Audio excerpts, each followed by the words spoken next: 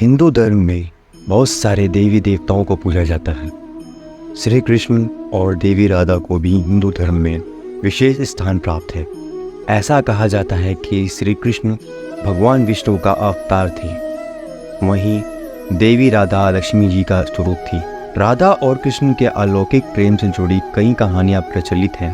इन दोनों की प्रेम गाथा पर कई फिल्में और टीवी सीरियल्स भी बने हैं। इन सभी में जहां एक तरफ राधा और कृष्ण की प्रेम लीलाओं को दिखाया गया है, वहीं दूसरी तरफ राधा और कृष्ण के बिछड़ने को भी नज़रअंदाज नहीं किया गया। वास्तव में राधा कृष्ण से जुड़ी कथाओं में भी यही सुनने को मिला है कि राधा और कृष्ण ने एक दूसरे से कभी विवाह नहीं किया, मगर सभी ये नहीं जानना चाहते कि आखिर ऐसी क्या वजह थी जो राधा और कृष्ण का विवाह नहीं हो पाया। आइए हम आपको बताते हैं कि वास्तव में ऐसी क्या वजह थी। भगवान श्री कृष्ण के परम भक्त श्री धामा जब उनके दर्शन के लिए गोलोक पहुंचते हैं तो वह अपने आराध्य को पुकारते हैं। बहुत पुकारने पर भी उन्हें श्री कृष्ण के दर्शन नहीं हो पाते।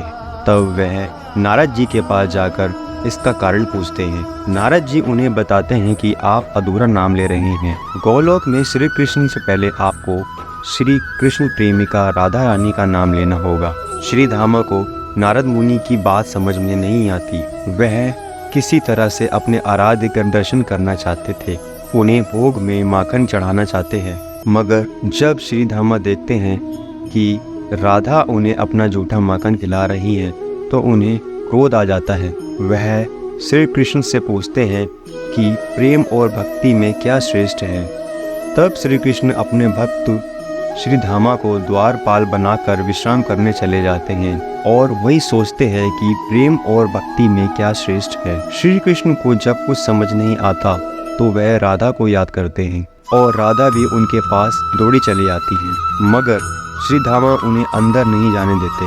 दोनों में तर्क और वितर्क होता है। जैसे ही राधा रानी श्री कृष्ण के कक्ष में जबरदस्ती प्रवेश करने वाली होती हैं, तब श्री धामा उन्हें 100 वर्ष तक श्री कृष्ण को भूल जाने और मृत्यु लोक में रहने का श्राप दे देते हैं। श्री धामा के श्राप के बाद राधा रानी को पृथ्वीलोक जाना पड़ता है। श्री कृष्ण भी अपनी राधा से मिलने के लिए पृथ्वी पर जन्म लेते हैं, मगर राधा को गोलोक का कुछ भी याद नहीं होता। श्री कृष्ण उन्हें कभी सपने में तो कभी अपनी आंखों में गोलोक के दर्शन कराते रहते हैं।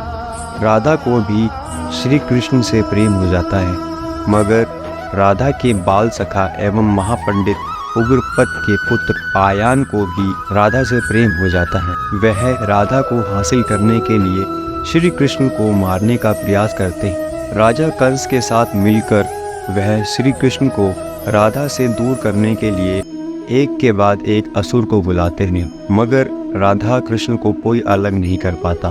तब ही एक घटना के दौरान राधा के पिता को अपने परम मित्र उग्रपद को वचन देना पड़ता है कि वह जीवन में एक न एक बार उग्रपद की किसी एक मांग को जरूर पूरा करेंगे। इसी वजह से मौका आने पर उग्रपद अपने बेटे आयान का विवाह राधा से करने की बात रखते हैं, मगर राधा के पिता राधा का विवाह श्री कृष्ण से ही कराना चाहते थे और अपना वचन पूरा नहीं कर पाने के वजह से वह संन्यास लेने की घोषणा भी करते हैं। तब ही श्री कृष्ण को गोलोक में श्री धामा द्वारा राधा को दिया श्राप याद आता है। श्री कृष्ण इस बात का जिक्र राधा से करते हैं और खुद से विवाह न करने की बात रखते हैं। इसके साथ ही वह राधा को पुत्री धर्म निभाने के लिए भी कहते हैं और वह राधा को आयान से विवाह करने के लिए कहते हैं। राधा अपने पिता का मान रखने के लिए श्री कृष्ण की जगह अपने बाल सखा आयान से विवाह कर लेती हैं